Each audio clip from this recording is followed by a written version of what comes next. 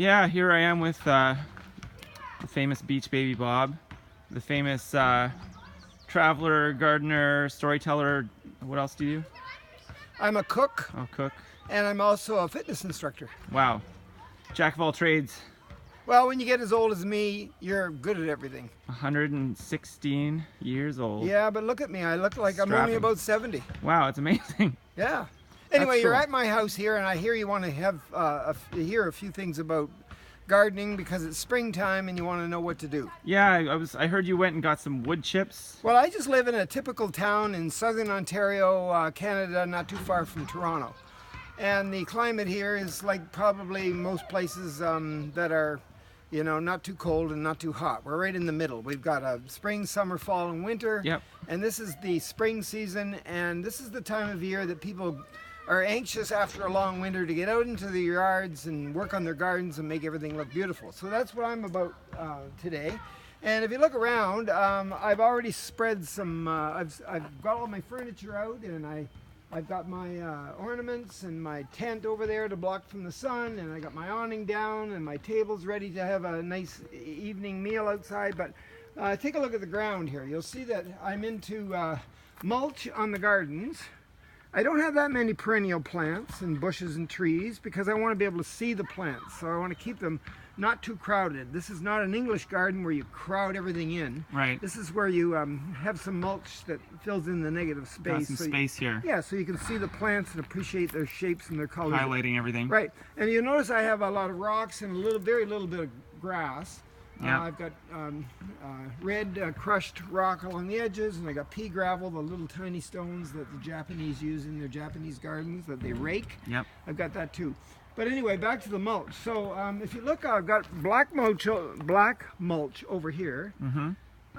and then I have red mulch.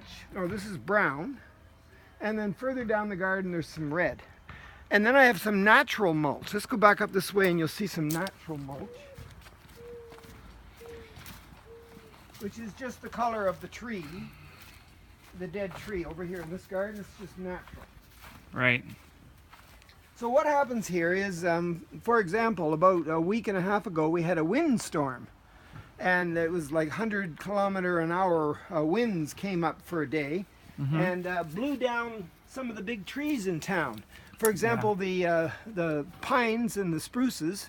If you look at these trees over here that are along the edge Yeah. of the property, those are spruce trees, and big tall ones. they look like they would have a big long root under the ground. You'd think so. But they don't. They have that's called a tap root that goes really deep to anchor the tree under the ground. Yeah. Well, they have the secondary fiber roots that spread out, and they don't have a tap root Yeah. per se.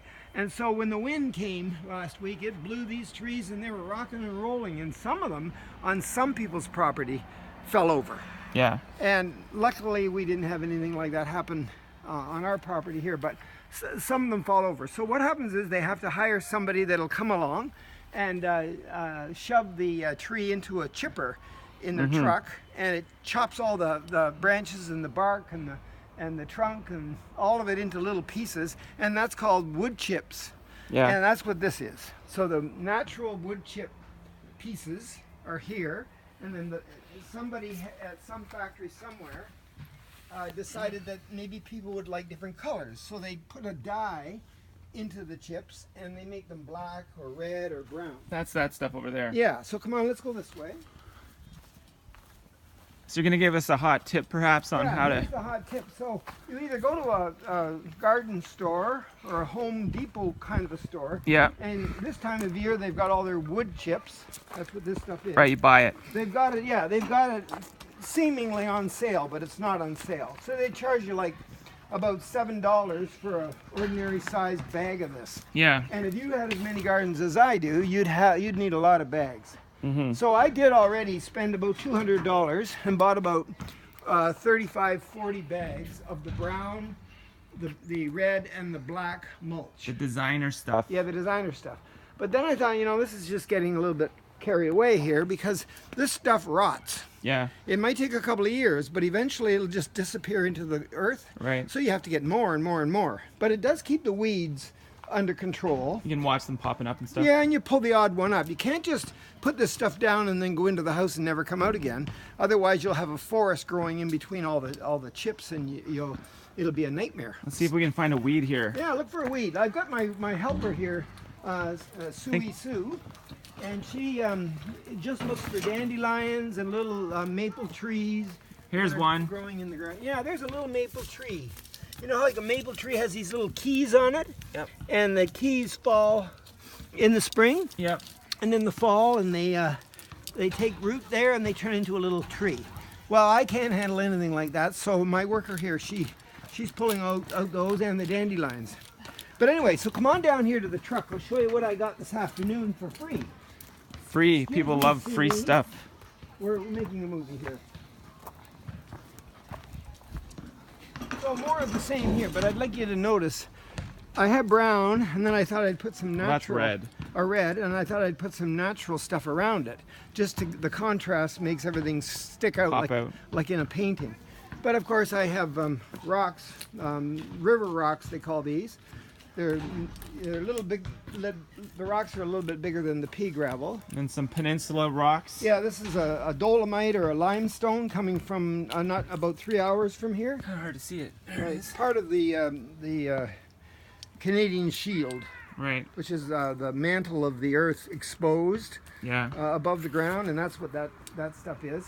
There's different kinds of rocks in the Canadian Shield, but that dolomite or How about limestone, there's a This big daddy-o. big daddy-o piece of limestone there too. I like those because they got all these holes in them, and it's kind of artistic looking. You can climb on that. Yeah, but if you look down there, you'll see my little mini Ranger truck. There it is.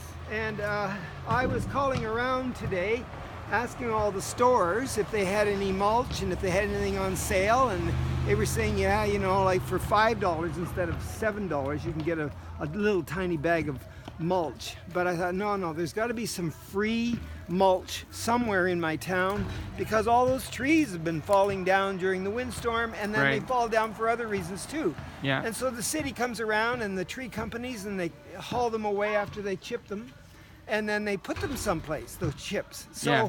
I went to the local landfill site and I called the city, and they told me to go there. That's where they would be, and you could have it for free. When Yeah. I got there, all I found was black compost. Mm-hmm. And the lady on the phone that works for the city didn't know the difference between a wood chip, a broken, chewed up tree, and rotten branches and food matter, Right. which is mulch. So I thought, no, I don't want mulch, I want chips. So I remembered a few years ago, there's a park in our town. It's called Riverside Park. Now, I live in Cambridge, Ontario, and Cambridge is made up of 3 municipalities, Galt, Preston, and Hespeler.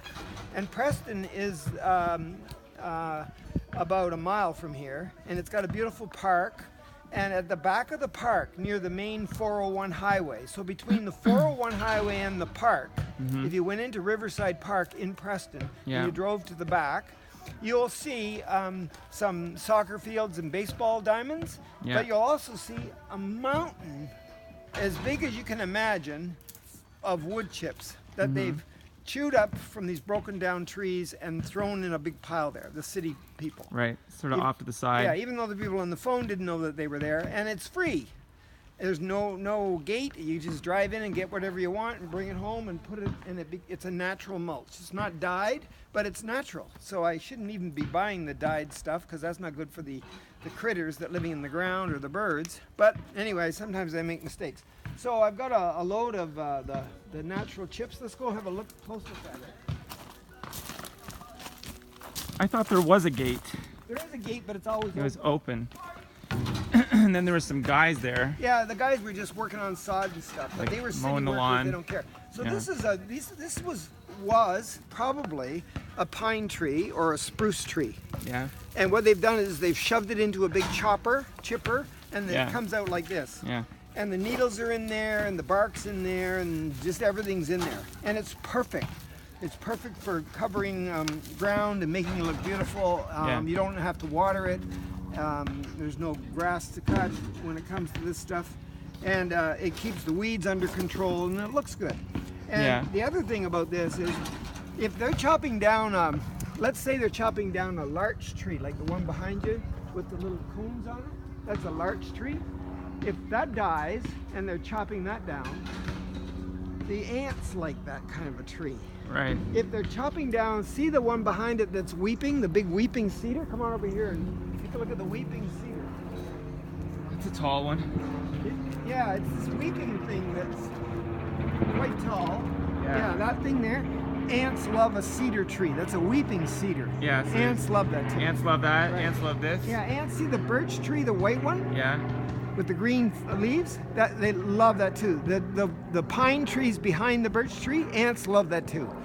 If you could find a hemlock tree, and I don't have any hemlock, but if you can find a hemlock tree and get hemlock mulch, that's the kind you want because the ants don't like And hemlock. that's the pricey stuff.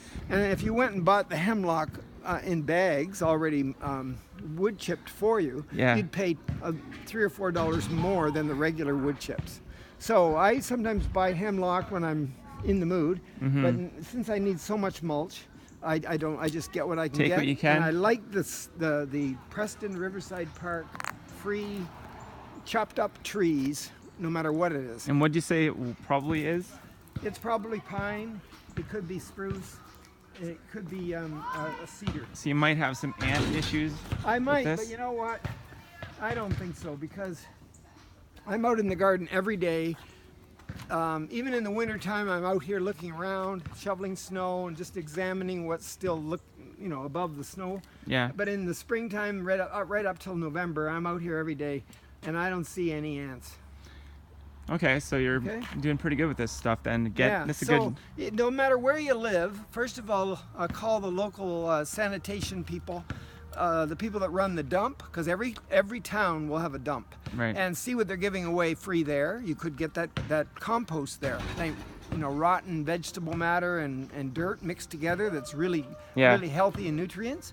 You could get that free there. You could also, maybe they've got piles of wood chips there that they'll give to you free. So maybe call the dump, call the city. Call the city and ask to speak to the people at the dump. Cruise around at the park, maybe. Look for, and one thing I've done in the past is I've noticed these giant trees that have fallen down, and if I happen to be going by when the wood chipping people are chipping it up right there, like they cut the branches off and shove it into the chipper right on the street, So then you and then they haul it away, I just say to them, can you bring it over and dump it on my driveway? And they say, and they say yes. Oh, so you could always do that. Yeah, you could. Then they don't have to haul it to the Riverside Park location in my town. But every town will be the same pretty much. So have fun gardening and see if you can create a Garden of Eden, no matter how big your property is. All right, cool. Maybe we can tack on the a trip to the actual wood chip pile. And I also have already made a walking tour of my garden here on my YouTube channel. So I'm Beach Baby Bob. I'm on YouTube. And Beach Baby Bob is all one word. There's no spaces between Beach, Baby, and Bob. And you go to YouTube, and if you look on my gardening playlist and look for the tour of my property, I explain all the different rocks and trees and in detail, and you might enjoy that. All right, thanks, Beach Baby. Okay, bye. I'll talk to you later. Bye.